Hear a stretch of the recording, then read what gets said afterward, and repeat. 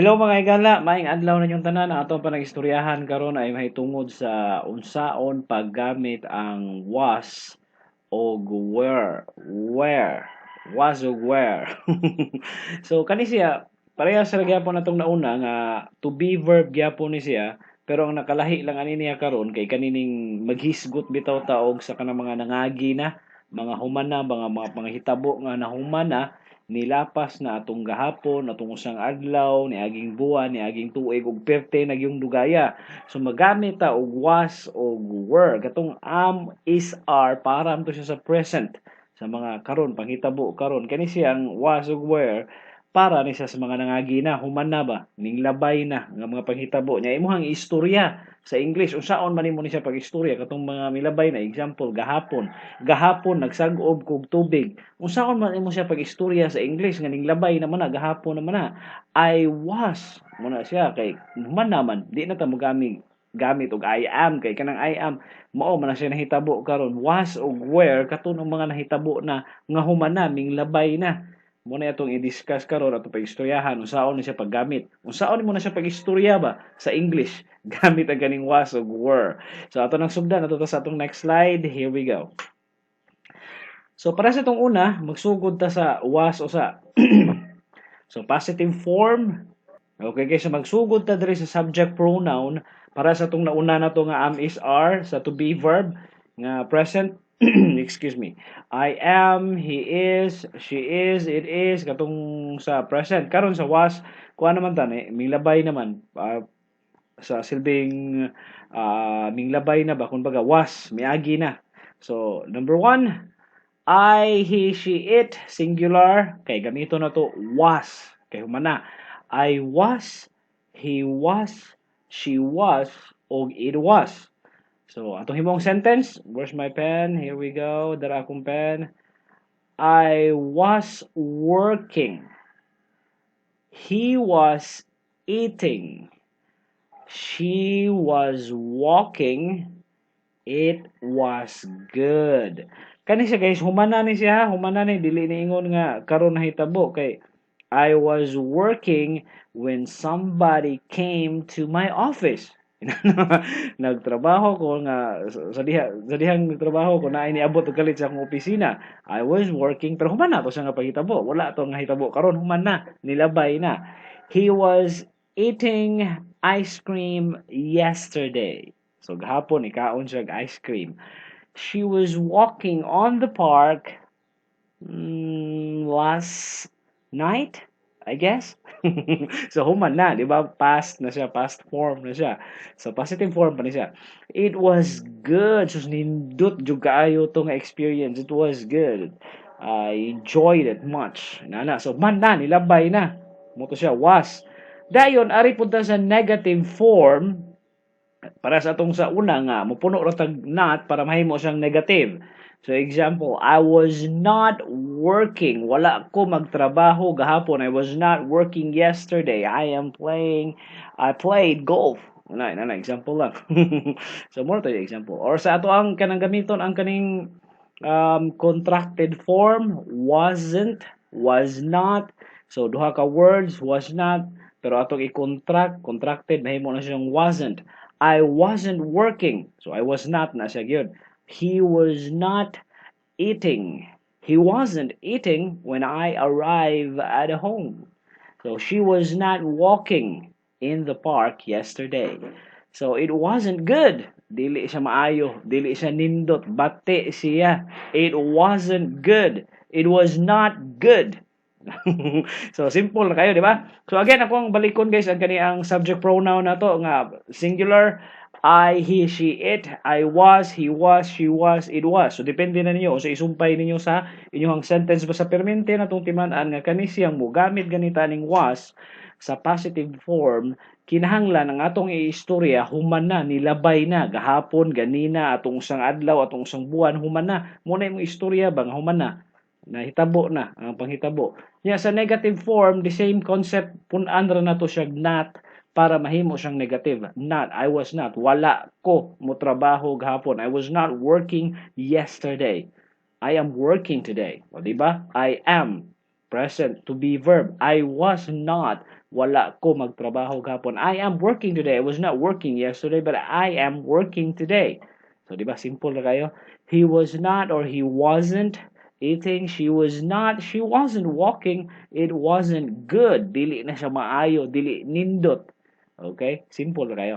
Dayon sa atong question form, interrogative form, balihon ra gyapon nato para sa atong nauna sa katong to be verb nga mag-una ang to be niya wahi ang kaning subject. So example, was he happy? Malipayon ba siya? Or was she sad? Gulanon ba siya? Was it good? Nindot ba siya? Okay ba? Was it good? Di ba? It was good. Yes. No, it was not good. Okay na kayo, di ba? Simple na kayo ba? So, he was not eating, he was not working, or she was not walking. So, simple na dyan kayo, guys. Basta timaan lang to ang kaning subject pronoun, kaning I, he, she, it. Basta sa niagi na, nilabay na, past na, was ang atong gamiton. Unya, ari sa question form, balihon na nato, unahon na to ang to be verb nga past, was. Was he happy? Was she sad? Was it good? Sa negative form, puno ra tag not. Dili or wala. It was not. So simple ra kayo, dali ra kayo na to sa idagdag. Basta not ra atong ipuno sa negative form unya sa positive form mo ra tong I, he, she, it, was atong gamiton. Basta ning labay na, miagi na. Sa question form, baliktaron na nato, unahon na to ang to be verb nga past form which is was. Was he happy? Was she sad? O was it good? So proceed ta sa next slide para na po sa were, para sa mga plural form na subject pronoun. So here we go. Ang kaniya nga to ang slide dire mahitong parte ni sa were, sa paggamit ng were. Positive form sa ta magsugod katuning mga plural sobra sa usa. Example, we. Gamiton sa kuha sa nato to ang pen. Here we go. We, they, you. So we, kita, they, sila, you, ikaw, or kamo. You guys are good na. So example nya positive form ta, we were happy humana ni ha, nahitabo na niha dili na ingon karon, we are happy man kung karon present, pero human naman ning labay na, so we were happy yesterday until it rains na malipayon ta mi gahapon no, kalit malaguan guol na hinuon mi, we were happy yesterday but we are happy now. Now, sa ikaduha, they were laughing. So, they were laughing when I said a joke. Okay? Kung nangatawa sila, they were laughing. They were laughing yesterday about a boy nga ilang gibuli. So, man na, hitabo na, nilabay na.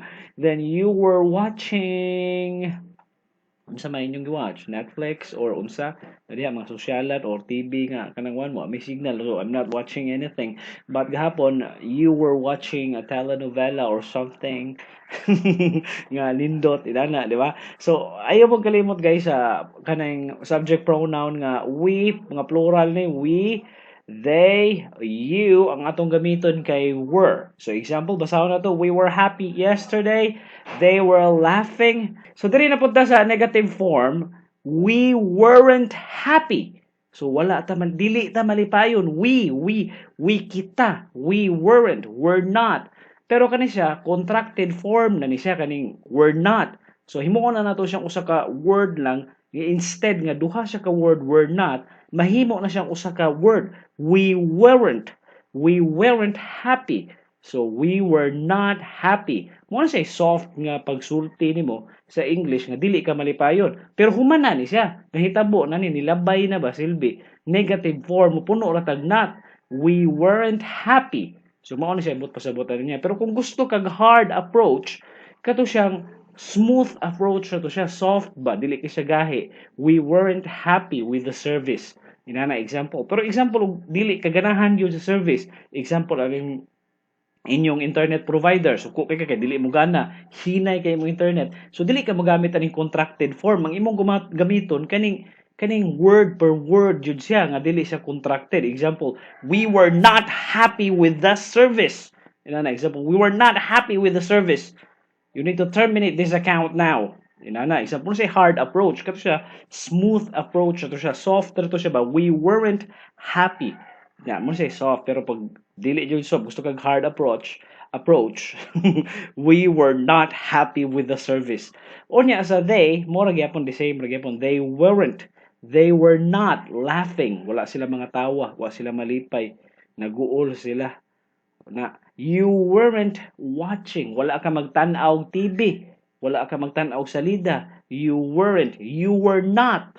Mao na siya ang pinaka hard approach. Pero soft approach lang, you weren't, they weren't, we weren't. Muna siya mga soft approach. Pero kung gusto kang hard approach, gamit ka tong dili siya contracted form. Murag ipakita gyud mo ba nga nasuko ka sa tone of voice, sa tono sa imong pagsulti, mugamit ka tong dili contracted. Katong walay contracted form nga words. Sa question form, the same ra gyapon ang concept niya. Balihon ra gyapon nato. Mag-una gyapon ang kaniang to be verb nga past form, which is were. Kay plural ba ito gamiton? Were we happy? Malipayon ba ta? Were they eating? Kaon ba sila? Or were you walking? Naglakaw ba ka? Mao na siya. So simple na kayo, di ba? Pero inani ra siya kadali paggamit ani niyang were. Sa past di siya nahitabo na, niagi na, nilabay na silbi ba? Human na, di ba? So simple na kayo sa sabton. So again, balik ta sa slide ato i-recap. Positive form sa was, gamit ta singular, I was, he was, she was, it was. Unya negative form, I was not, I wasn't, he was not, he wasn't, or she was not, she wasn't, it was not, it wasn't. So ika ni mosumpay sa sentence na basta hunahon na to perme nga human na ni, nahitabo na ni, nilabay na ba. Kumbaga, there's a question form, was he happy, was she sad, was it good? Dayon sa were, we, they, you, plural form, kinahanglan na ihang partner nga to be verb nga past is were. We were, they were, you were. Question form, we were happy. Were we happy? Were they eating? Were you walking? Mao na siya pinaka-example ani niya. Dali ra kayo, di ba, sabton? So I hope na amoy nakatuna na itong lesson karon, and don't forget to click subscribe. There is a English Bisaya TV. So see you on my next video. Goodbye!